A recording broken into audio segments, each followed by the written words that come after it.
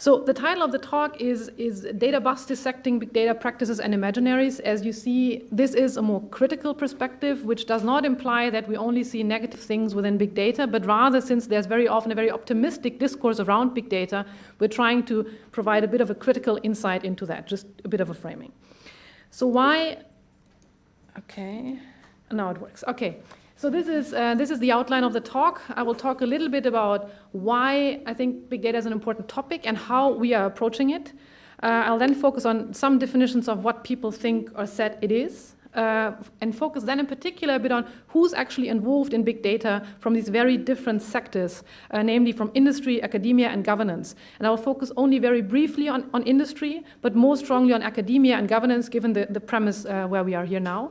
And then I end with some conclusions regarding what to do, given now about big data processes, and I hand over to Gernot, and then we'll have hopefully a good discussion afterwards. So why do I think big data is an important topic, also from a philosophical perspective?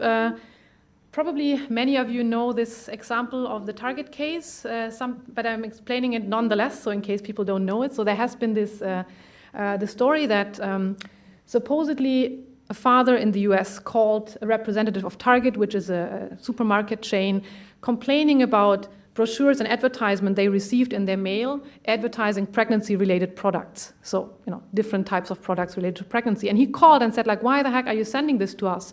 There's nobody pregnant. Are you trying to, incentivize people being pregnant? So the person from Target supposedly called back a week later to apologize again, and then the father on the phone was rather quiet and apologized himself and says, look, it looks as if there was a miscommunication in my family. It turns out the 16-year-old daughter indeed was pregnant. Okay? So this is the story, has been populated by the news media. And I'm telling you this story, even if it was counterfactual, it's interesting in itself. And why is that the case? A question you may ask from a philosophical perspective is like, what is the problem here? Or is there a problem to begin with? And the first answer that people usually, the clicking does not work properly, so sorry for interrupting. So the first approach would be to ask, is this an invasion of privacy? Are we talking about illegitimate access to data, or isn't it rather informed consent because people are using payback cards and they basically, by doing this, have consented to the data processing and giving away the data? So my argument here is that the invasion of privacy is not due to the gathering of data in itself, but due to the processing of data and the inferences made upon this data. And that's something that will be crucial for understanding big data practices. So what I'm trying to propose is to look at big data practices as epistemic practices, that means as knowledge practices that have specific ethical, legal, or political implications. But it's important to look at these knowledge practices to begin with in order to understand all the ramifications in the other fields. That also means that very simplistic notions such as taking informed consent from medicine and saying that terms of agreement equal informed consent is of course problematic and need to be reconsidered. So what I'm arguing to begin with is that we need to get into the very details of these different big data practices in order to assess them properly. So what I'm doing in this talk is basically linking ethics, epistemology, and politics as three different perspectives from within philosophy to understand big data practices a bit more broadly. But of course, there are lots of other perspectives which you can add, political, legal, economic aspects. I'm just not focusing on them given the focus of this talk. So what is big data? And there have been tons of definitions been provided what big data is. And of course, you may say to begin with, there are no definite academic definitions of data and big data. And of course, you can say this is the case for most things in academia, that there are no definite definitions about anything. Another author writes, a preliminary examination of the debates, discussions, and writings on big data demonstrates a pronounced lack of consensus about the definition, scope, and character of what falls within the purview of big data. So again, a lot of debate and not really a lot of certainty about what it is that people are talking about. One of the most known definitions of big data is these 3V definitions of volume, velocity, and variety, which has been provided already in 2001, and this has been added, there have been lots of V's been added and debated afterwards, such as veracity, variability, viability, value visualization. So people just keep adding some more V's to give a bit more content to that. One that is a bit more nuanced already has been provided by Rob Kitchen in a paper in Big Data and Society, in which he writes, big data is not only huge in volume, but it's also high in velocity, diverse in variety, so you have the 3 V's. It's exhaustive in scope, fine-grained in resolution, relational in nature, and flexible, holding traits of both extensionality and scalability. So you see this is already going, but it's still characterizing the data set, if you wish, or the data resource. One definition that we will use quite a bit is takes a very different angle. It's a definition by Boyd and Crawford, and they write, we define big data as a cultural, technological, and scholarly phenomenon that rests on the interplay of first a technology, maximizing computation power and algorithmic accuracy to gather, analyze, link, and compare large data sets. Second, analysis, drawing on large data sets to identify patterns in order to make economic, social, technical, and legal claims. And third, and that's going to be important later on, a mythology, a widespread belief that large data sets offer a higher form of intelligence and knowledge that can generate insights that were previously impossible with the aura of truth, objectivity, and accuracy. And keep this in mind, because at the very end of the talk, I'll get back to this claim. A different way, so moving away from this definitory work, is to look at types of big data that are usually talked about when people talk about big data. So the first thing that comes to people's mind is, of course, social media content, so user and usage data, which can be, on the one hand, explicit type of content, such as comments, likes, search terms, uploads, etc. So things, content that is provided voluntarily. And secondly, all the implicit traces that we're leaving while doing other things online with regards to location, views, clicks, etc. So these are the traces left. But of course, under big data, there also falls all sorts of transaction data, location and time-related data, especially when you move around with your mobile phone, and everything related to sensor data, Internet of Things. So just to open a bit broader what we're talking about when we talk about big data. Of course, importantly here, big data is a big topic within science as well, and I've broadly classified into non-human related topics in which you had dealt with large amounts of data for a long time, such as astronomy, physics, biology, and human-related data, such as psychology, economy, sociology, and medicine. Just zooming in now into medicine, again, here you can see it's very, very different types of data that all fall under the heading of big data, such as data from clinical trials, genetic data, data from electronic patient records, administrative hospital data, sensor data, data from monitoring devices in clinics or care settings, and all these personal health monitoring devices, wearables, Fitbits, search queries, etc. So things that are not directly related to the medical realm, but can be related. A very different type that also people need to take into consideration is, I've labeled this either citizen information or open government data. I put the open in brackets because, of course, not all of this is open, but only partially. Family register data about who are your parents, birthplace, date, marital status, address, occupation, social security number. Lots of things are tied to your social security number if you're living in Denmark, so this is a very important number over there. Census data, financial data. So all these types of data would fall under this heading as well. Oops. 1 second. The mouse is a bit... So, okay, the interesting thing... I'll try with it. Yes, okay, I'll try with this one. So the interesting thing, of course, about big data is not about these very different entities of data, but about the possibility of merging and relating these different data sets. So this is where it gets really interesting in that realm. Of course, the moment you merge different data sets, you have specific types of problems that come with it, and they are partially technical nature. So how can you label and secure the provenance of data? How can you, have an assessment of the data quality? How are they compatible or not? Different licenses. And so a lot of data cleaning goes into this work as well, which is usually very much not taken into consideration. Yeah, that works better without the mouse. Secondly, of course, things that basically, there were certain differentiations with regards to data that we're very used to and that become obsolete in the age of big data. So the first distinction that is really becoming more and more obsolete is between sensitive personal information and innocuous data. So just think about this example, right?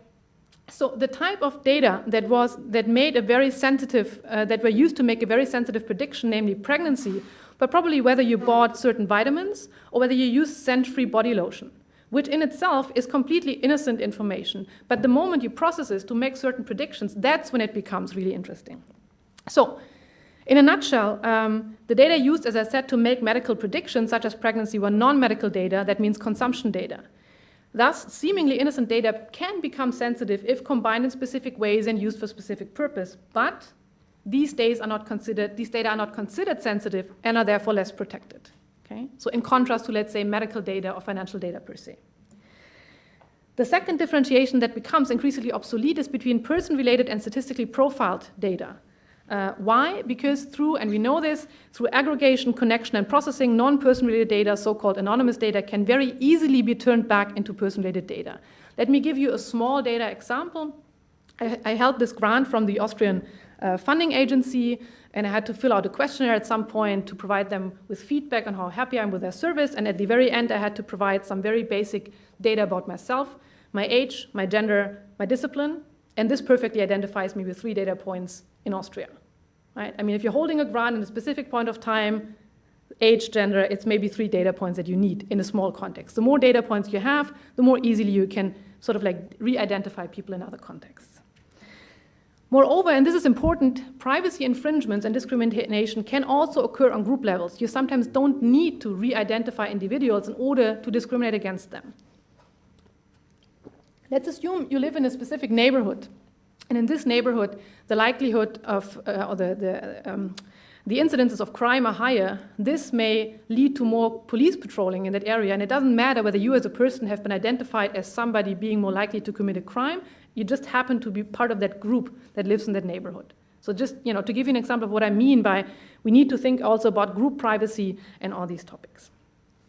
So that much about what big data is, so what we're talking about. So let's focus now about who's involved in big data practices. One distinction that I find quite interesting is by Lev Manowitz, and he writes, specifically people and organizations are divided into 3 categories. Those who create data, both consciously and by leaving digital footprints, those who have the means to collect it, and those who have the expertise to analyze it, right? So we're talking about ownership and competence, and we'll get back to this later on. But this also means that there's a barrier between, all of us are providers to a certain degree, but only some of us basically are collectors or owners, which need not be the same, and analysts. So there is access and usage issues involved in this discrepancy. And interestingly, and this is even noted by a White House report, is of course these differences in access and usage come with asymmetries of power. They write, but these capabilities, most of which are not visible or available to the average consumer, also create an asymmetry of power between those who hold the data and those who intentionally or inadvertently supply it. So the interesting point is, these are issues of power that need to be taken into consideration. So let's zoom in. Who collects data? And I made this very broad classification. We have industry stakeholders, academia, talking research more broadly, governance, state actors, and users. And I put the users in brackets because, of course, to a certain degree, users can also analyze and access data themselves, but also to a more limited degree than these other entities. And of course, crucially, in these very different realms, there are different functions and different implications of big data. So we need to have more nuanced analysis of what we're talking about when we talk about big data. I'm only going to focus very briefly on industry, because everybody first thinks of Google and Facebook when we talk about big data, these huge big data collectors.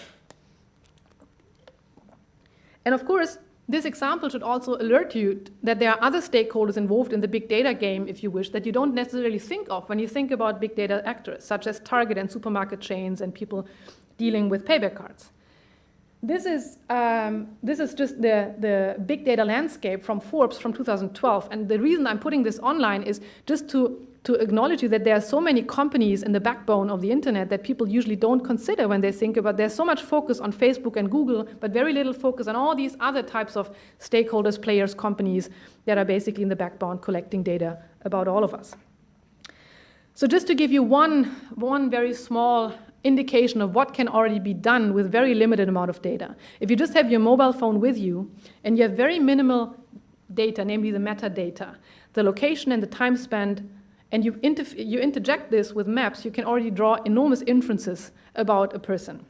For instance, if I know where your mobile phone is at what point of time, I know where you live, I know where you work. I know how you get from home to work, whether by bike, by car, by foot, because you can all this deduce basically from the movement of your mobile phone over a map. So even with this very minimal information, you can already make lots of inferences about people and people's behavior.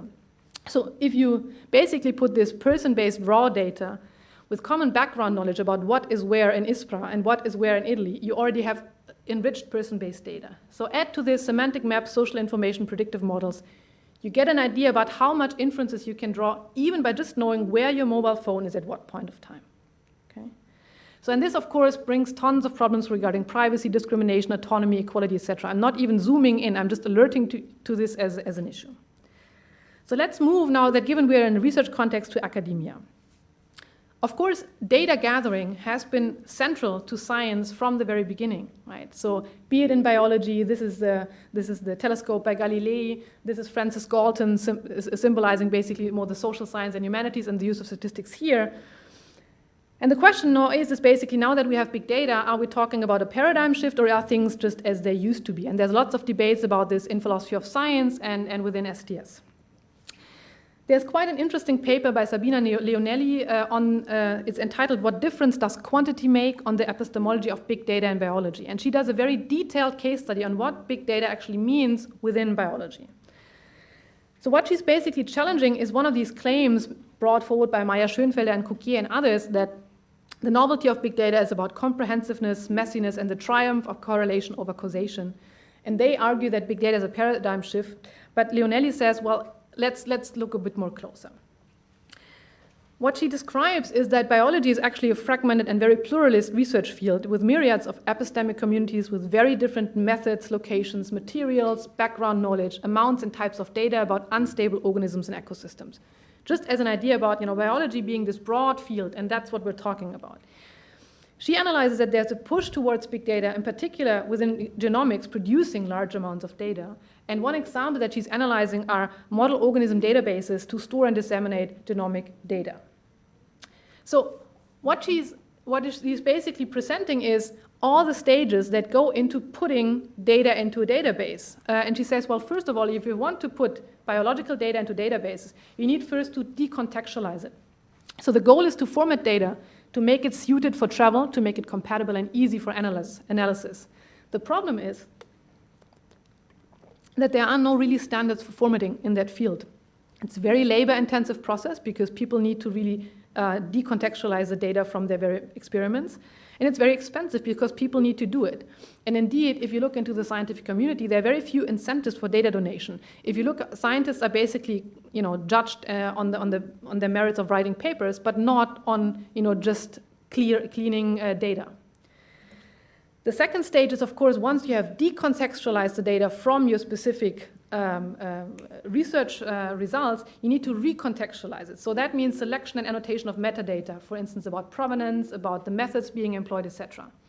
You need to capture the experimental protocols. And again, here, standards are very necessary, but again, difficult, and it's even more labor intense than the decontextualization. The third stage is actually reuse. So now that it's where this is supposed to go, that you should reuse data for new types of processing. And the problem is that currently, she says, only few data sets are suited for this processing. So there's a selection and a bias according to different types of data generation. And of course, whenever we talk about classification and ontologies, there's a challenge of pre-formatting. That means the moment you annotate something in a specific way, you may limit what can be done with it afterwards, right? So you need to do some formatting, but by doing this, you leave an imprint of what can be done with it afterwards. So I went into a bit detail to make the following argument. What she writes is big data in biology is still enormous manual work. It's by no means automated. So there are lots of discrepancies between the possibilities and the realities of big data. There's little support for online databases. There are few incentives for data donation. And for that reason, within this field, big data is rather small data, if you wish. So what this means, also related to the issue of big data power and knowledge, is that you have a type of digital divide even within science, because specific types of fields within biology produce more data, data that is more easily compatible with data sources, and they are therefore much more represented within the databases of these model organisms. So, and this may lead to novel epistemic hierarchies within science, related to data gathering, to processing, and formatting. And you also have similar issues in simulation and modeling and sustainability research. There are specific subfields in that area that produce more data, and because it's more easy to produce data, they are more represented. So that was the example from biology, right? There are other researchers looking into what is happening in the social sciences and humanities with regards to big data and what is happening here. And I'm drawing again on this paper by Rob Kitchen, entitled Big Data, New Epistemologies and Paradigm Shifts. What he's basically questioning is, what is big data doing to social science and humanities, abbreviated with SSH? So is it really a disruptive technology, and does big data represent a paradigm shift for the social science and humanities? And he basically argues that if you look into the depths of it within social science and humanities, there are very different ways, epistemologies, very contested ways of thinking what knowledge is and how it should be produced in these fields.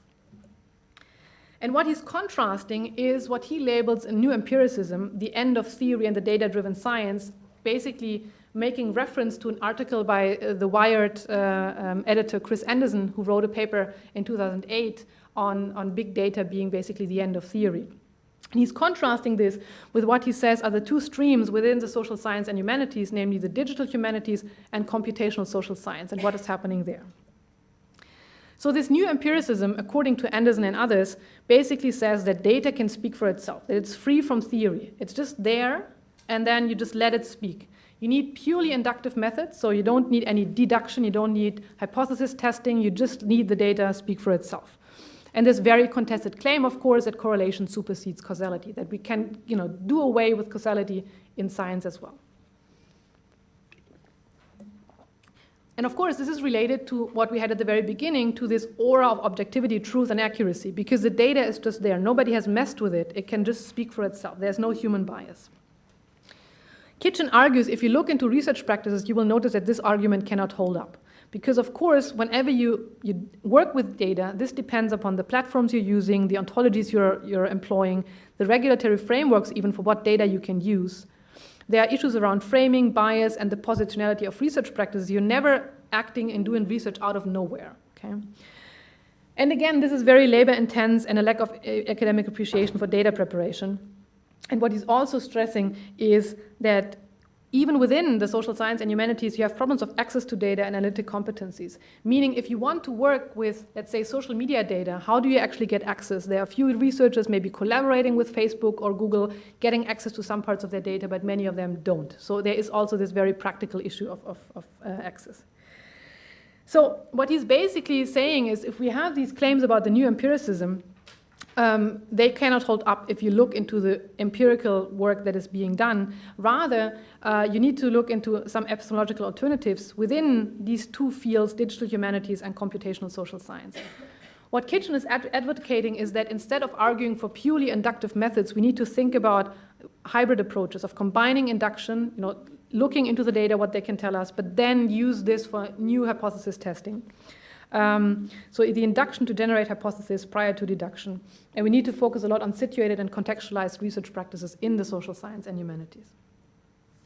So let's summarize this for big data in academia. So there seems to be a digital divide amongst and even within disciplines, and novel hierarchies may be emerging with regards to how easy it is to generate data and to make the data suitable for analysis and traveling. Within the social science and humanities, what is really interesting also for me as a researcher, of course, that a lot of social science and humanities research money is increasingly tied to ICT calls. So you have a lot of embeddedness, which comes with pros and cons, to say that. And digital social science is under threat through new empiricism, through these claims of the new empiricism, and it's also divided in itself with very different research methods, and I'm not going to go into details in this. And the major issues that we even find within research is the question of who has physical access to data and who has the means and the competencies to analyze the types of data, because you need to have some competencies in doing this. So let me end with this section with a question, okay, we have these claims of the new empiricism being the end of theories and the data speak for itself. If you talk to researchers, they will say, okay, you can debunk this is not how research works. So it is contested within research, but the question is this rhetoric of data speaking for itself seductive for politics? And then I move to the third section, to big data for governance. So this is just a selection of all these policy papers coming out on the promises of big data and all the things that can be done with it from the Commission, from the White House, from very different actors. So there seems to be a lot of fuss around and hope around big data. This was the White House report, which I mentioned before. And in this report, what is quite interesting is that they are contrasting, on the one hand side, the great promises for advances in many public and private sectors, such as healthcare, education, law enforcement, and homeland security, of course, in the US context. But they already contrast these promises with threats for values and civil rights, particularly with regards to privacy, but also freedom of speech and association, equality and autonomy. So what I think, I want to have a little bit of a historical detour here, because what I think is important to understand is statistics as a tool for governance has a very long history. So you can think to a certain degree that big data is merely a continuation of this trust in numbers. This is a reference to a book by Ted Porter here. Because the pictures are meant to indicate that the first data gatherers were churches. In the church books it was written who was born, who died, who married, etc. So the first entities really gathering data about the people were the churches. And then later on you had the states, and you can really read the emergence of nation states as a history of statistics. I'll get back to this in a second. And of course, this is a Hollerith machine. This whole development of statistics is really tied into technological development as well. So there is a history behind this whole rhetoric. So the term statistics has been used to describe the systematic collection of demographic and economic data by states since the 18th century already. And in a book by Alain Desrosiers, it's called The Politics of Large Numbers, he writes, as the etymology of the word shows, statistics is connected with the construction of the state, with its unification and administration.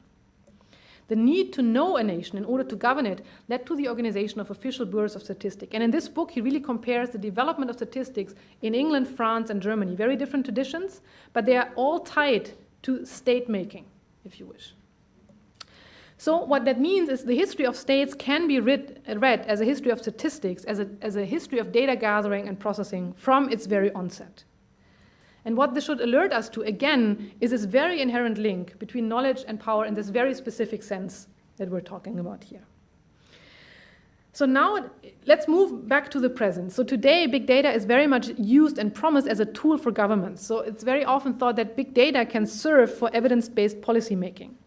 And I think there's a lot of truth to that, but there are also some caveats. The caveat being that if we want to use big data for governance, we need to make sure that this is epistemically, politically, and ethically justified. So we need to make sure that the knowledge bases, basically the data that is fed into the systems and the inferences made are sound, scientifically speaking. We then need to assess that even if they are sound and if they have done properly, what would be the ethical implications?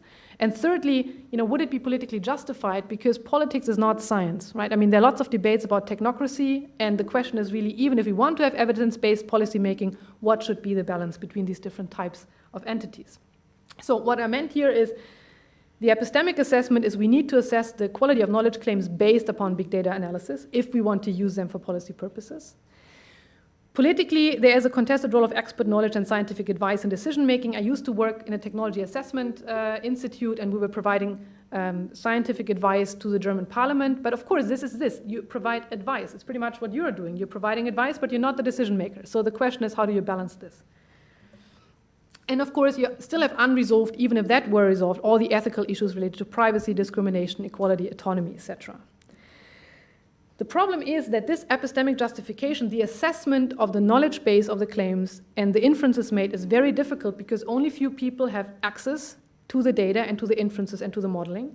And very people have the competence to assess what is being done there, right? I mean, you have a lot of use of big data for predictive policing or even for policing in the US. And the problem is then that nobody knows what data is fed into the systems, how the predictions are being made, because this is all corporate proprietary software and nobody can inspect it. Right? So there are very, very substantial issues with using this for policy purposes.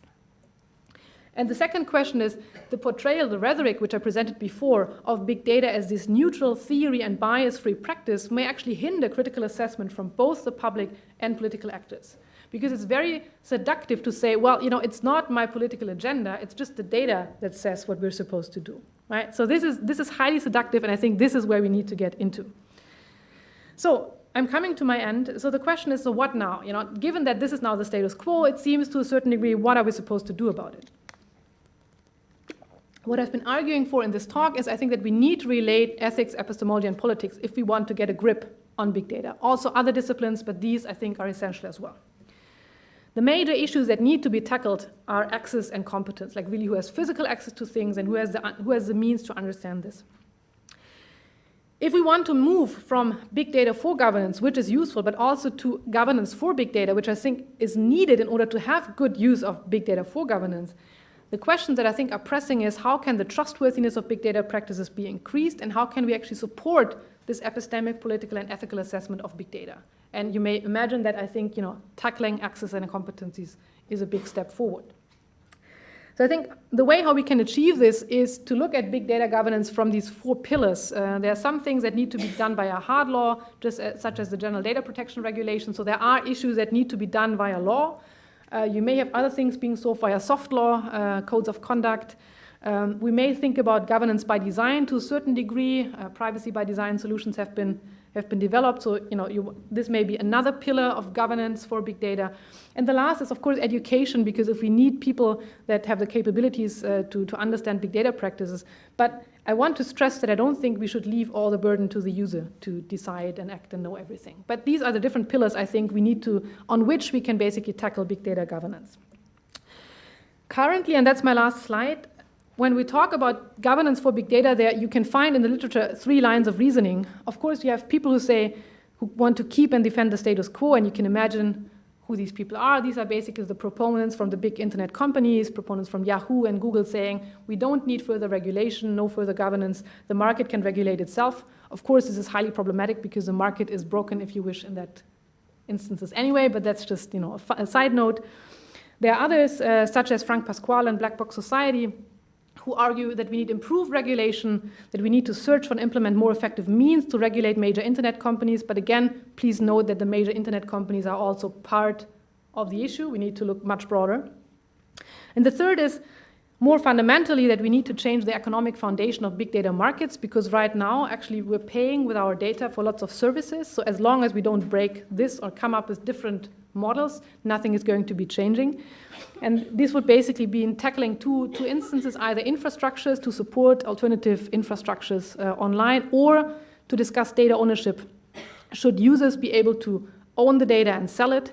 Should it be held in the public domain? And here are different proponents such as Jérôme Lanier and Morozov proposing these different solutions. So just this to map you with the current debates. And then I give the floor now over to Gernot with basically inviting you to discuss this with us afterwards. Okay, thank you. What I plan to do in I guess about 10 more minutes is just to very briefly build on Judith's talk and maybe add a few more thoughts, contextual information, as well as some more questions, right? And I hope then we can go into a fruitful discussion. So first off, I would actually like to challenge this idea that big data is just a fad or merely a short-lived trend. Big data has actually been around for quite a while and has proven already much more resilient than comparable terms such as Web 2.0 or the new economy. And here you can see a graph that visualizes the number of scientific publications referring to big data over time. And as you can see, there is a gradual popularization through the early 2000s. Then there was a rather steep increase around 2008, and then a real explosion around 2012. In essence, what happened there was that more and more scientific disciplines started to use the term and became interested in the term. In the beginning, you would mainly have engineering and computer science, but then there's also growing interest in the life sciences, in biochemistry, in genetics, in medicine, but also in the social sciences and the humanities. And here is another graph showing global search interest throughout the years. And as you can see, the basic story is quite similar. There's again a gradual popularization that really picks up pace around 2012 and remains strong right to the present moment.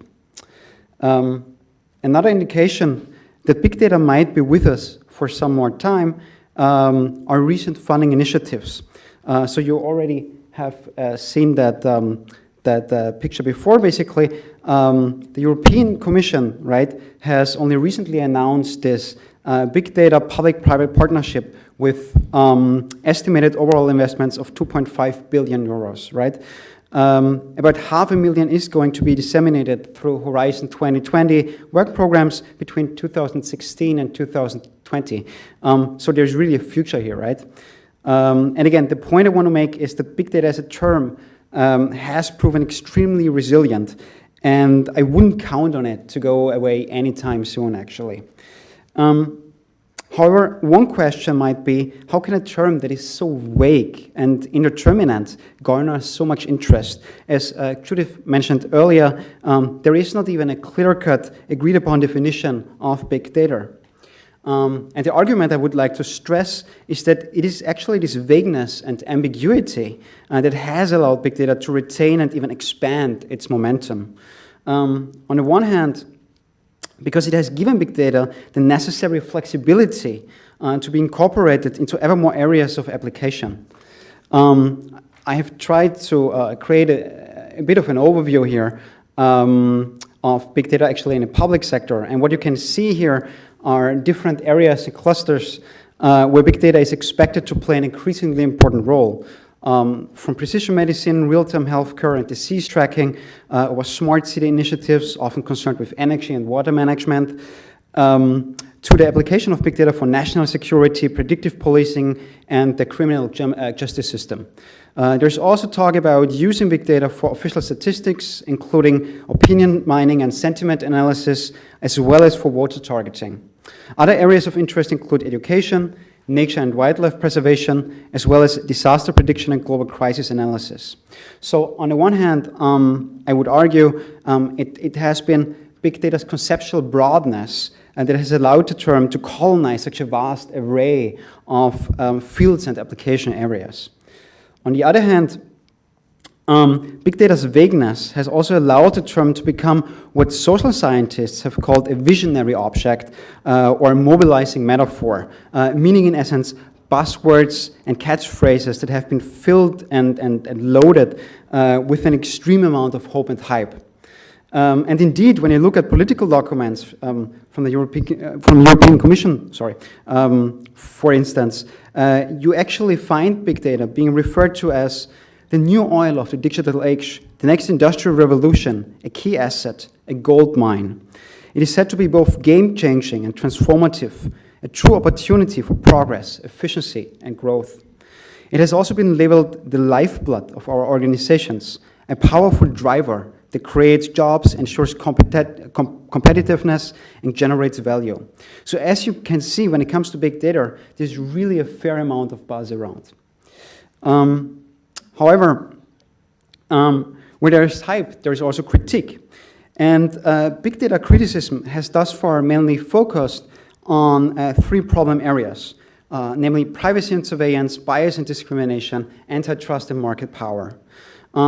Privacy and surveillance is really at the heart of the debate right now. It's been a topic in the new General Data Protection Regulation, and the European Data Protection Supervisor, Giovanni Buttarelli, has emphasized repeatedly citizens' right to privacy. Bias and discrimination is at this point more a topic in the United States than in Europe. The White House report that Judith mentioned earlier actually explicitly refers to the danger of unfair and unjust treatment through modern data analytics. And finally, antitrust and market power has been an issue of concern for some time, but has really gained traction with Margrethe Vestager, the European Commissioner for Competition, opening antitrust investigations against Google and its parent company, Alphabet. Those are presently the main lines of critique that are out there. What is almost completely missing, however, are debates about the epistemological consequences of an increasingly data-driven world. Let's not forget, big data has been touted and advertised as a revolution that will transform how we live, work, and think. But if this is truly the case, if there's really such a profound shift happening, then we need to have a discussion about how big data practices are shaping our society. And there are a bunch of questions that must be addressed, including what should be the role of algorithmic reasoning in our society? In which areas of life should we allow the use of algorithmic decision-making? How autonomous should such processes be? What kind of knowledge do we consider as evidence? And what status and prominence should we attribute to specific kinds of evidence, especially when it comes to numerical and probabilistic evidence? So again, how much trust and faith should we have in this kind of evidence as opposed to other forms of evidence? Now, those are fundamental questions. They are epistemic questions, but they are also political and democratic questions, and thus are in need of political and democratic answers. And let's not kid ourselves. We are already on the data train, and there is no stopping or going into reverse. There is no doubt that computerization and datafication will continue at a breathtaking pace. But the question is, will we find ways and means to steer this process? And I believe very much that this is the challenge and the task at hand right now. And maybe just to pose a few more thought-provoking questions, I believe we should ask ourselves, how can we create a responsible and sustainable data culture that not only addresses issues of privacy, but also questions regarding opacity, accountability, responsibility, data ownership, as well as the political implications of an increasingly automated algorithmic decision-making practice. Also, secondly, how can we create trustworthy algorithmic systems rather than emphasizing the need for increased consumer trust? So rather than demanding trust, we should offer trustworthy systems. And finally, how can we reconcile big data's normative potential? So this shift from description to prediction to prescription, and in some cases preemption, right? How can we reconcile that with the principles of a deliberative democracy, assuming, of course, that this is still the kind of democracy we want to build? So I think those are some directions of how we could and should move forward. Thank you.